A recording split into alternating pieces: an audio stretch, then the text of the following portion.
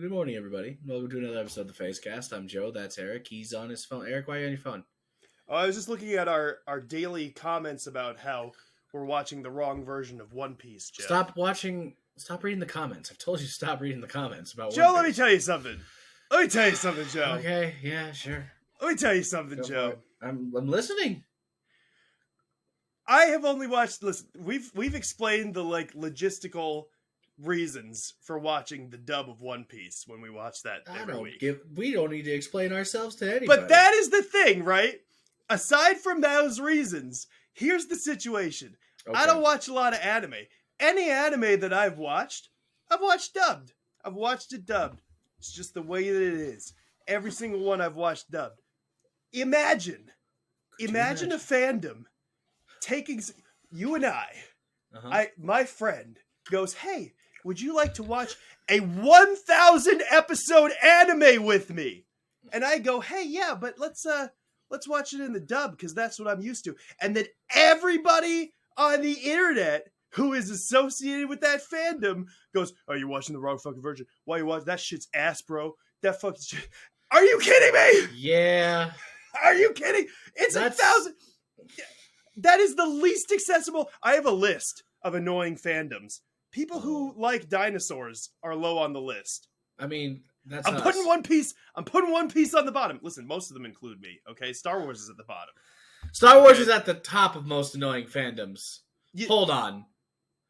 No, it's Harry Potter then Star Wars. No. I mean, they're ranked at like least annoying. Oh, Star Wars. No, Star Wars and dinosaur people are like at the bottom for being the worst. One Piece is going below dinosaurs, not below Star Wars, because that would be insane. Star Wars people like actually ruin lives. But yes. You guys are annoying. When I was in high school, all the losers would intermingle.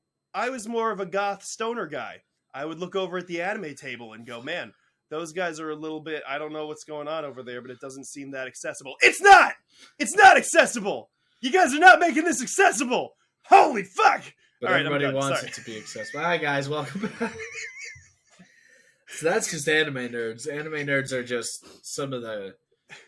We all know it. We all are some of the cringiest pieces of shit out there.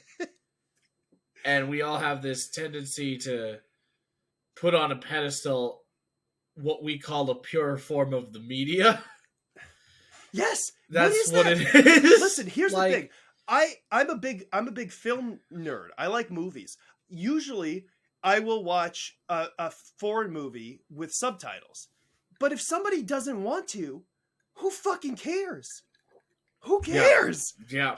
I watch the Miyazaki movies dubbed because that's what's available on HBO Max now. I would trash. And you should only watch the sub. Why does it matter? It doesn't. It actually doesn't. It doesn't. I'm trying to get through 1,000 episodes, Joe. Yeah. 1,000. The people are always talk about how the voice acting is better, when in reality it's just that that's just a different way of approaching it. A lot of it is also due to the fact that voice acting in the original language means that they can animate around the voice as opposed to the voice just trying to match. Oh yeah, absolutely. Lip flaps, right? But that doesn't change the content of the story if it's done correctly. It doesn't change the emotive abilities of the voice actor.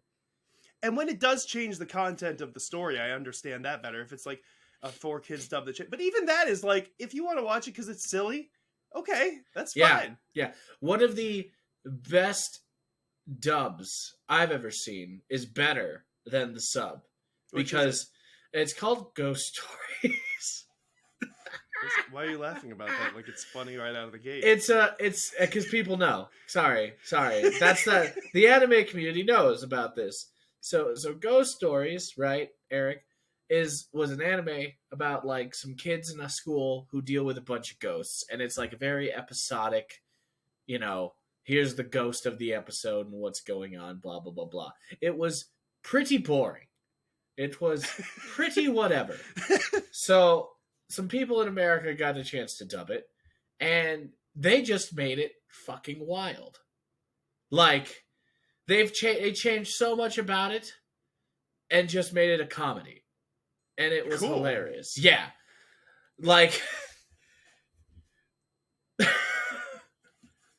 They changed one character into a religious nut. Two characters into just horny boys who are always talking about plowing them. And it's shit like that constantly. These are kids. And none of it is in the original? No! None of what it is like, no. That's terrible. It's hilarious. It's absolutely hilarious. I guess we'll watch Ghost Story once we finish One Piece when we're fucking 80. We can watch one episode of Ghost Story where they took the story about a ghost rabbit and made it about how the girl who's sad the rabbit died was in a relationship with that rabbit and just missed being plowed by him.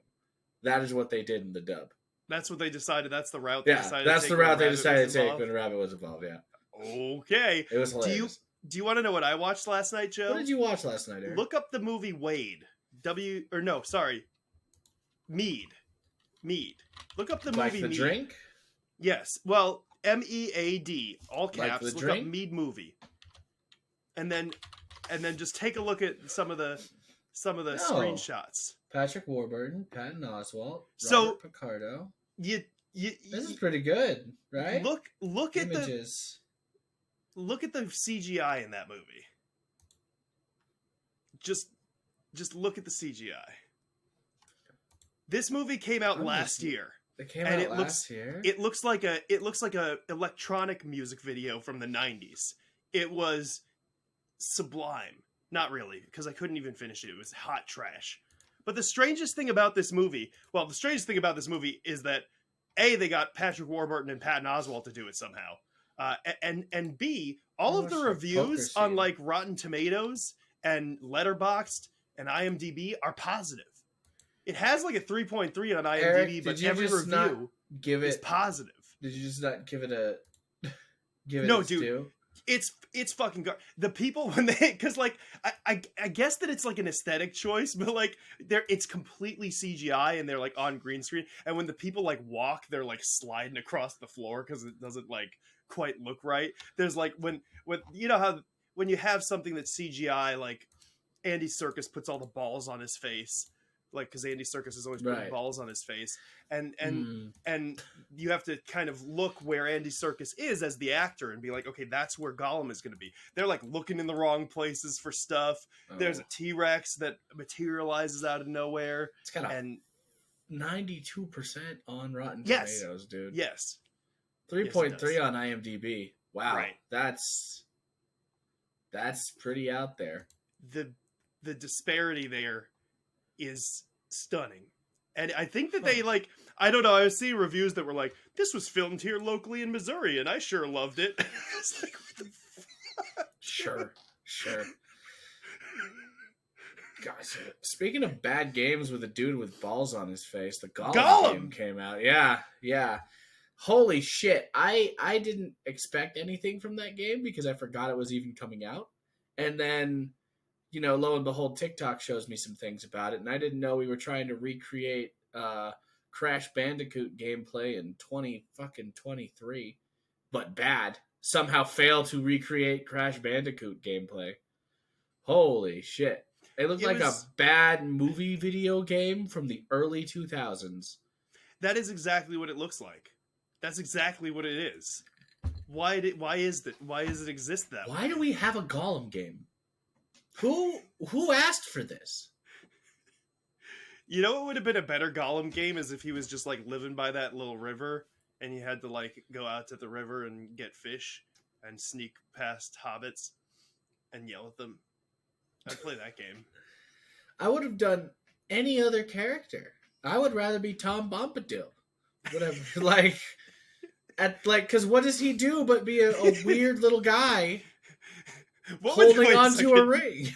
What would the Tom Bombadil game be? I don't know. He'd be hanging out. What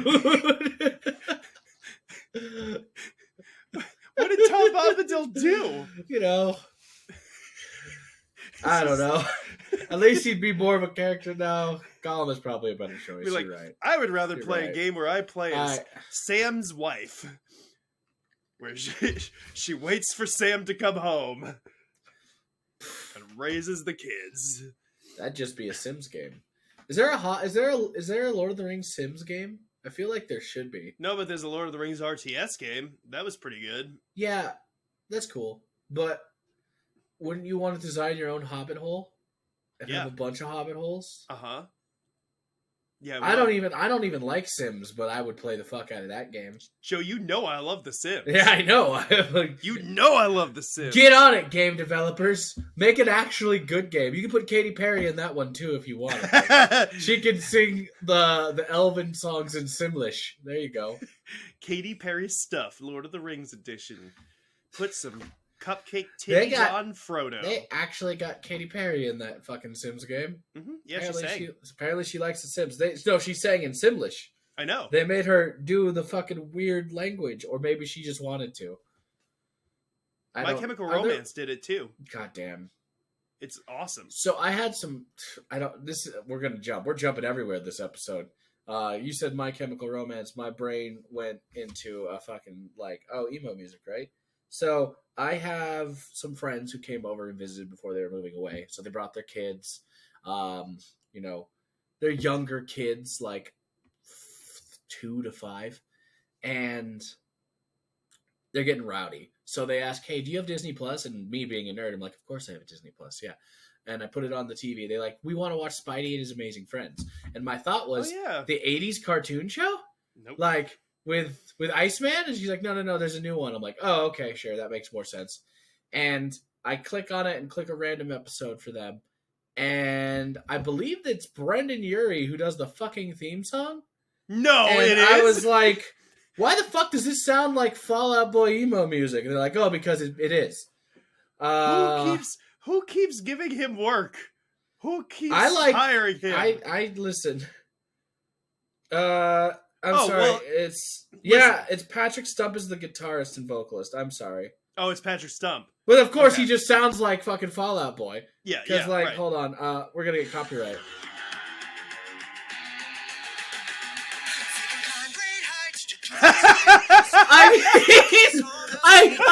I was like, what's happening? That just sounds like, what is this? This is Spider-Man now? And that's what theme songs are going to sound like for the next 10 years. Yeah, it is. They're going to sound like the music that I listened to when I was 14. I mean, the Spectacular Spider-Man theme song bops, but that's a different thing entirely. But I was listening to that, and then I'm like, what the fuck? So, of course, I get interested. And I should not overanalyze a kid's show. You should never overanalyze a kid's show, especially one like this. It's made for kids. There's in no way, shape, or form. It's hard made for kids, yeah. They turned everybody 10. Spider-Man, Peter Parker is 10. Miles Morales, also 10. Hangs out with Spider-Man. Spider-Gwen, Gwen Stacy is also 10. Hangs out with them. And apparently, from my friends who came over, who also sang the full theme song when it came on because they know it by heart, because that's what happens. That is what happens. Kids. Let me tell you. That's what happens. They were like, they usually fail at the problem until they realize that if with teamwork and safety, they can get it done. I'm like, with teamwork and safety, you need both of those things to get a job done? Yeah. Safety. Yeah, it's important. And it's like, all the villains are kids, except when they're not, when they're clearly adults, but then they just aren't really evil. Anyway, I was watching an episode, and I saw them just swinging straight up into the sky, right? They were just like, webs going straight up. And I'm like, the Spider-Man 1 game. Yeah, and I'm just like, they're in New York. They could have hit a building. I'm just going to let it go. It's fine. And then they did it on an island. They were on a fucking random island. There's nothing for them to be swinging on. And they're just straight up into the ceiling. And I'm like, this shouldn't make me mad. I am an adult. I am 31 years old. I should not care this much about any form of children media. But that's fucking Spider-Man. And that's goddamn wrong. And I'm feeling some kind of way about it. And when I pointed it out to my friends, they're like, just don't think about it. It makes us mad every time, too. I'm like, at least my feelings are valid. Fuck. I mean, there has to be a moment in the 80s Spider-Man cartoon where that happens. Yeah, right? But also Spider-Man could randomly just kind of fly off screen in the 80s. The 80s wasn't that good. No, the 80s Spider-Man was not good. But it's cool. But of course now all my Disney Plus shit was just recommending me all the Spider-Man stuff, which is fine. The MTV Spider-Man's on there. and I was fucking blown away. What's the MTV Spider-Man? MTV did a Spider-Man show. They only got one season, but Neil Patrick Harris of Spider-Man. It's just called Spider-Man. Oh, but Neil Patrick Harris was a CGI Spider-Man because they were all like 3D CGI. It was very early 2000s, 3D. That sounds like the one that I watched. Yeah. The new animated series. Yes, yeah. This is the one that I was going to bring that up because that's the one that I watched the most as a kid. Oh, really? Was the new animated series, gotcha. The like 3D one, because it was a little bit more like Ultimate Spider-Man than like Amazing Spider-Man. Yeah, but Ultimate Spider-Man is ass, and I will die on this hill. Well, Ultimate Spider-Man was cool when I was that age. That show was 2003, so I was like 12. Listen, it was awesome. Talking about Spider-Man both makes me happy and infuriates me. I don't even want to get... For those of you who are reading the comics right now, just stop. We all know why we want to stop. Fuck Paul. Paul's a stupid decision. Fuck everything about what's going on right now. What is going on in Amazing Spider-Man right now? Because everybody's mad. It feels almost like One Day More. I'm not gonna lie. This feels worse than Peter selling his marriage to the devil, which is the thing that happened. I know that happened. I know that happened. MJ and Peter get sent to a different dimension. They meet a dude named Paul. There's a guy called whatever. I don't care about the villain about this. The villain is Paul to me. There's a villain. He's like, and like there's only one way back. So MJ basically pushes Peter back into their dimension. Peter freaks out, betrays everybody essentially, trying to get back to her. Like he spends days, I think up to a month, trying to get back to her. When he does get back to her, apparently it's been 4 years that time. She's married Paul and has kids. What? Yeah. And she just refuses to talk to Peter and be chill about it. Basically, every time Spider-Man gets a chance to be happy, they've been doing this consistently since I've fucking been reading Spider-Man, they just decide to give him nothing because they're afraid to make him grow up. So they've once again sent him back to square one. You are unhappy, you have no real connections, and you're street level Spider again. And I'm like, why the fuck do you keep doing this to my boy? Why make MJ such a badly written character now? They're just using her as a tool instead of using her as a character. There's probably some kind of reason they're going to explain, but they did nothing basically but piss everybody off, and now everybody hates whoever's writing Spider-Man right now. And they're also going to kill Kamala Khan. Why are they going to kill Kamala Khan? Because she's friends with Spider-Man, and it needs to make Spider-Man hurt. Pretty unrelated. Yeah, let's kill Kamala Khan in a Spider-Man comic too. Okay. Yeah. No one lives happy, essentially. Amazing Spider-Man is like the comic that I've read the most of. I read all the way up through like the early 90s, like through Venom, basically. And I mean, at that point already, it was like, okay, like that's enough Spider-Man for me, basically. and since then, it seems like nothing really that good has happened. So every time they give him a chance, every time they try to make it like his life slightly better so he can move on, they're like, well, Spider-Man can't move on, so we have to send him back to zero. Oh, he's finally like becoming into a scientist and learning how to do stuff. Well, let's kill him and put Doc Ock in his body. And I'm like, why? I think that's like an especially unnecessary thing to do now that we have Miles too. Well, now, here's the thing: we have the perfect opportunity to give him the golden hero treatment. We can give him the Bat treatment. Batman's whole thing is the Bat family is what's important now. Like he has a whole thing that he can still be Batman, but now he can kind of move on and grow because of all these other characters that are involved with him. Spider-Man literally has that too. He had like a whole Spider family starting to come together. And then they just shit on it constantly. Spider-Man's been through worse tragedies than Bruce Wayne. And that's saying something. Fuck. Yeah, I guess Spider-Man lost both of his parents and then also his other parental figures. And he sold his marriage to the devil. Little Stacy, and he sold his marriage to the devil.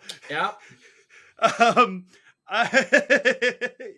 Yeah, fuck that, dude. I love People Spider-Man. praise Marvel all the goddamn time over DC. Y'all fuckers don't know shit about the comics. I hate to be that dude, but like, you think because the MCU's been so good for the past decade that like I forgot? I'll never forget. I will never forget. Fuck. I mean, they have to do issues every week. It's wild. They come up with some fucking weird shit sometimes. So dumb. I saw Fast X this week. Family?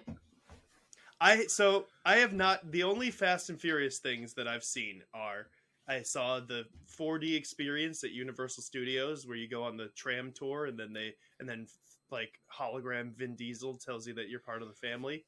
Nice. And then Kevin showed me the music video for the song they wrote when Paul Walker died. Which, out of context, he was like, "This is so emotional," and I was like, "Is it okay?" It's been a long Yeah, which day. they did a little sting of that song in Fast X, by the way. Oh, I need to watch it. I'm excited. I've heard things. I won't spoil it for you. You should. Okay, well, But I not mean, there crazy. isn't really. I mean, like, What? I don't Here's even know how to spoil I it have for not you. seen Fast X. Here's what I think is happening. Jason Momoa is either like a dude who hates Dom because of something they did in the past together, or because of something that happened in a prior movie and that he was a random movie. You're just guessing. I'm guessing they're all the same movie. Yeah, I am. So let me get let me get it out. Or he's mad at him because he was a mook in a random movie and it affected him.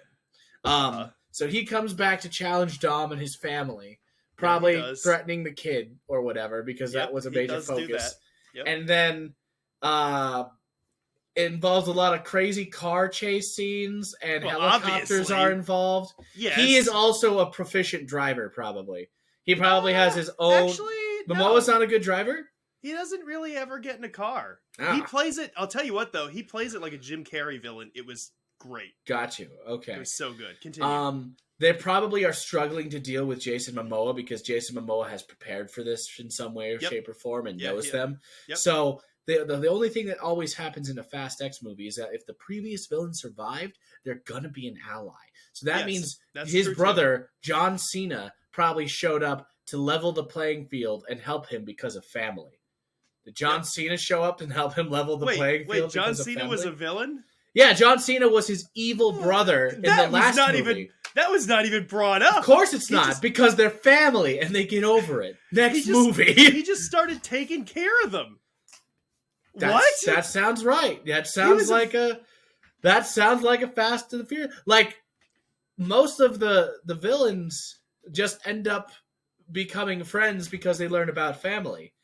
I remember when Jason Statham is a perfect example. He was a villain. They fought each other, and then in the next movie, literally the next movie, like they talked about what had happened, and then he's like, "I only did what I did because you hurt my brother," and Vin Diesel was like, "You also have a family?" And it was like, and that's the understanding. And then boom, you got Jason Statham as part of the crew. Like, that's what happens. That is literally, when you realize, oh, he did it for family, we're fine. We get it. Everything is understood. Everything is forgiven. So. That does happen. That happens. And then they defeat Momoa. Momoa probably didn't die. Actually, no. They didn't? They lost to Momoa? Cliffhanger, baby. Oh, sequel. Yeah. And then they need help. And because The Rock was unable to take control of DC, he probably finally came back because he needs a paycheck. He did. There we go. Boom, baby. I can write anything.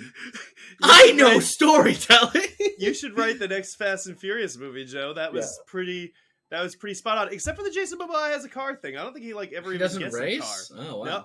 Oh, wait, no, he absolutely does. What am I talking about? There's a big race scene between him and Vin Diesel. So, you were right. Yeah, I was like, what do you mean? And he has he should also have a very specific car to him because they all have specific, like, car looks and designs that they like. I mean, he got a specific car for that race, and that was his car. So, yeah. And it's probably like a weird color to show off like everybody else. Like Dom's had like I don't remember. no, because like originally it was like Dom had this fucking really nice car, and that was the only distinguished from him. He had a really nice muscle car. Paul Walker had a fucking blue Japanese thing. They all have their own cars and they all have their own colors. Nobody in this movie dies, not even Paul Walker. No, of course dead. not. Paul Walker is Paul Walker. No, he drove off. Alive. He drove off, and then he still has a wife and kid. And that was the most batshit scene in this movie, is that the wife, Paul Walker's character's wife, comes to watch Vin Diesel's son because he has to go on a mission. And the agency, the unnamed fucking agency with no context for me, comes and they're like, we have to at all costs take these two people because that's how we're going to get to Vin Diesel. We have to take the mother of Paul Walker's kid and we have to take Vin Diesel's kid. And then John Cena shows up and saves them. Yeah, John Cena, which makes less sense now. They just trust John Cena to take that kid? He was, what the fuck? Yeah, they resolved it by the end of the movie. Guy? They resolved it by the end of the movie. But okay, fine. So John Cena takes the kid, and then she just is like, I'm going to go back to Paul Walker now, goodbye. And I was like, what? People are still after you. I also don't know how they keep writing off Paul in these movies, but not killing him. They really should just... I don't know. Maybe it's what he wanted. I don't know. Maybe it is. I don't know. But it's crazy. Was Jason Statham in this movie? Yes, Jason Statham. Yeah! Dude, okay, that was something. I knew that Jason Statham was in it. I knew that Vin Diesel, but so many people are in these movies that I didn't know. And that's what was shocking for me. There might be some spoilers in here, so I'm sorry, but does it matter? Was Ryan Reynolds in it? No, well, Pete Davidson was in it. How was Pete Davidson in it? I don't know. He plays like a guy who runs an internet cafe. But sure. What's crazy about it, right, is that I saw it with friends of the show, Kevin and Robbie, and when for like the first 10 minutes, Kevin kept turning to me and trying to explain shit. He was like, "So that's so and so sister," and I was like, Kevin, it's okay. I'm not gonna understand it, but it still hit. Like they would, of course, it still hit, and they'd be like, "I'm so and so's sister," and I'd be like, "What?" What? And I had no idea what the fuck was going on. And then people would show up, like Helen Mirren shows up. Yeah. And Kevin and Robbie were like, "Oh my god, she's back!" And I was just like, "Helen Mirren is in this." You shit? need to watch this. If we should react to watching the Fast movies is what we should do. It was like one of my favorite movie theater experiences of all time. It was incredible. It's the quintessential American movie-going franchise. And here's why. It truly is. Because it is the movie that is in the movies that people make fun of constantly. Like, oh, hey guys, we're just going to go see Fast X number. You guys want to go see that action franchise that everybody likes? And that is what it is. Yeah. It's just fucking good. If you're looking for a lot of depth, get the fuck out of here. If you're looking for a fun time and with a lot of like, oh moments. Sorry. I got excited. With a lot of oh moments, watch the Fast series. It's great. The whole time I was like, what? Yeah. And I literally, because I had no idea, was like, what? But it's like a Bollywood movie. It's like an American Bollywood movie. It's like all of the over-the-top characteristics of American movies. That is such a good way to describe them. Oh my God. That's amazing. Am I right? Because, like, you know... No, India you're absolutely right. You're 100% right. But then the Bollywood movies are like the ones where it's like, these are just the craziest over-the-top things that we've ever done. And it totally works most of the time. Yeah, goddamn. And that is what that felt like. It's an American Bollywood movie. You should... and, of course, you got to watch Hobbs and Shaw if we do that, too. Oh, yeah. That's the Statham and Rock experience, where basically they just cut a promo on each other for the entire fucking movie and then talk about family. So yes, it's still a Fast X movie. You know, as far as the family aspects go, what I didn't expect from the Fast and the Furious movies that I got was men being sensitive and caring and nice to their families. Yeah, it's good. And I was like, that's, you know, for a movie that, like, Republicans watch, that's a good thing to put in there. Wow. Burn. Chill. You know what I mean? No, Chill. Seriously. I don't know. Like, you know what I mean? They were like men hugging each other. I was like, that's nice. That's good to show people that you can be like vulnerable and caring. I didn't expect that at all. And it was really nice. It was nice. Yeah, no, I'm glad. I'm glad you enjoyed it. It actually loved it. I genuinely love this series. I genuinely do. It is. I did not expect to, because it from movie 1 to movie 10, a lot of things have happened. I've heard that Fast 5 is the best. Fast 5 is great. Both Robbie and Kevin said that, and I've had other people tell me that. So I'm excited to get to Fast 5. Fast 5 is good. Also, they told me that Han like definitely died. Oh, and you never know, addressed it. He got better. He was fine. Yeah, he disappeared for a few years after, but he's fine. Did you know Han is from a completely different movie too? Yeah, because he's from Tokyo Drift, right? No, from a completely different movie. What do you mean he's from a completely different movie? So that director did another movie, right? No. A long time ago, called Better Luck Tomorrow. What? Yes. So it's a film about his first appearance is in Better Luck Tomorrow? Yeah. Han and his friends, still in high school, engage in more and more criminal activities until one of the group members is killed. He was a criminal in high school. What the fuck? Yeah. They're John like, Cho in it. Yeah, they're like, that's the same character. What? Like, yeah, we made him the same character. He used to. Yeah. Wait. What? The lore, Eric. If you want to see Han's origin story, you could watch that movie specifically. Dude, Sung Kang with short hair looks totally different. What the fuck? I didn't even recognize him. The guy who plays Han. He's got like short hair in his little IMDb picture. Yeah. I was like, who is that? It's him. There's also technically a direct-to-DVD movie that is also part of it called Los Bandoleros. That's where Han meets Dom. You gotta watch them all, man. You gotta be engrossed in the lore. Watch the main series first, and then if you want that little extra content, you can do that. Justin Lin directed a lot of these. Yeah. Yeah. Oh my god. Uh-huh. Dude, I bet he's loaded. He did 4 through 10. You want to know who's loaded because of this 9. franchise? Vin Diesel? Pitbull. What? What? Pitbull does a lot of the music. The music is great. The music is great. Music is great. It's not even the kind of music that I would typically gravitate toward, but man, did I enjoy it. Yeah.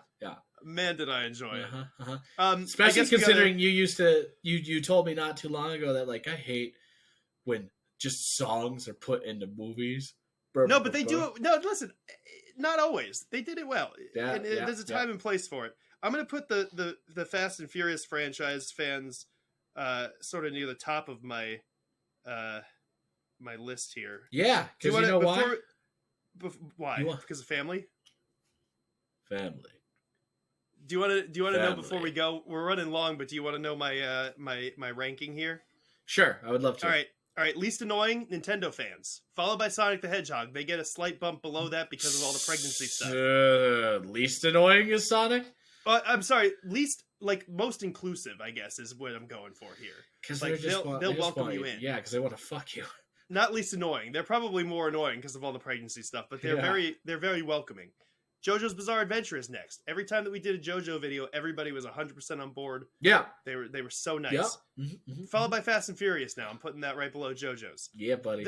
Then the Muppets. This is sort of where it becomes a middle thing because there are some gatekeepy Muppet people. You're a gatekeepy Muppet person. I am not! Yoda is a Muppet! You fuck! Yoda's not a Muppet! Yoda is a Muppet! Yoda's not a Muppet! Yoda's a Muppet! Yoda's not a Muppet! You're racist. He wasn't even made by Jim Henson. You're racist. Underneath the Muppet, people who like dinosaurs. They're mean, dude. They're mean and they think that they know everything. Yeah. Followed by people who like movies. Like film buffs are below the dinosaur people. Keep in mind, I'm part of a lot of these. Speaking of film buffs, I don't mean to derail you, but aren't you going to be showing up on someone's podcast soon? Yes, I am. Whose podcast are you showing up on? I'm showing up on Dan Watches Movies podcast, my TikTok friends, which is available now.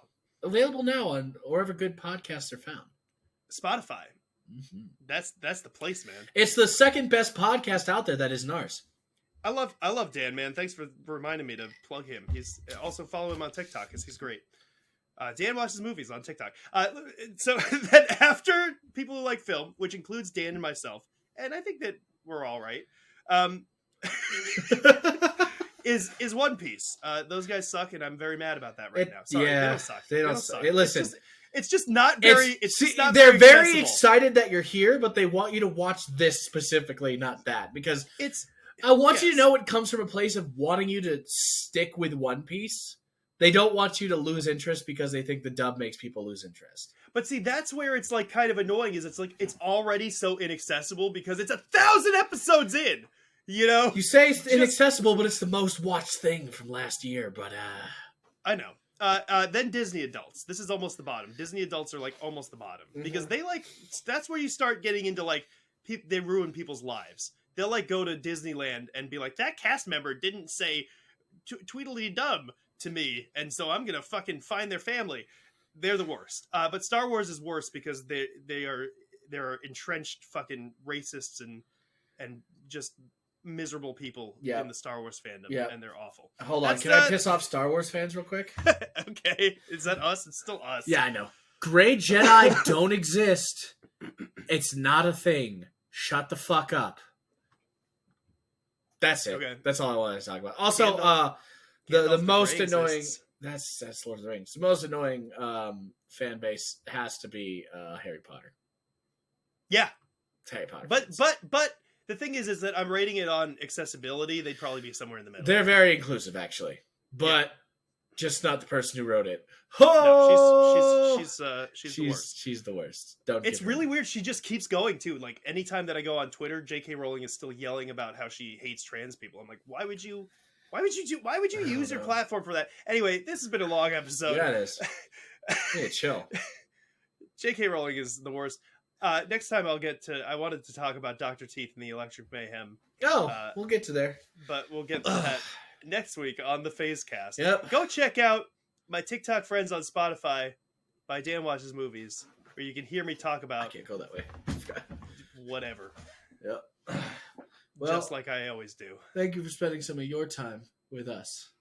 Are you driving it's a fast been car? A long day without you, my friend.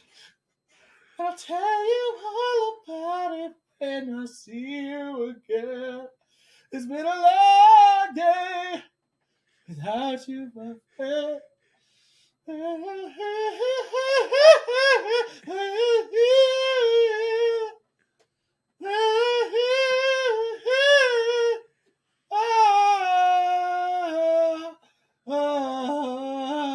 You can stop at any time, fucker.